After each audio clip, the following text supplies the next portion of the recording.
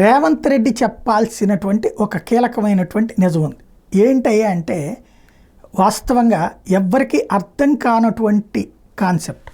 తెలంగాణలో రుణమాఫీ కరెక్ట్గా చేశాను నేను అని చెప్పి ప్రధానమంత్రి నరేంద్ర మోడీకి లేఖ రాశారు. ఎందుకంటే మోడీ రుణమాఫీ తెలంగాణలో చేయలేదు అన్నటువంటి. ఎస్ చేసాం.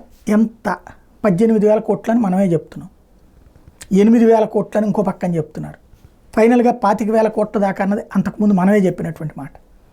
ఇంతకీ టోటల్గా ఉన్న రైతులు ఎంతమంది, ఎన్ని లక్షల మంది అప్పు తీసుకున్నారు, ఎంతమందికి మనం ఇచ్చాం, ఇవ్వనటువంటి వాళ్ళకి ఎందుకు ఇవ్వలేదు, ఏ ఏ వర్గాలు ఉన్నాయి, డేటా తెలియదా మనకి? బ్యాంకుల దగ్గర అడిగితే ఇస్తారు, ఆల్రెడీ తీసుకునే కదా మనం వేసింది.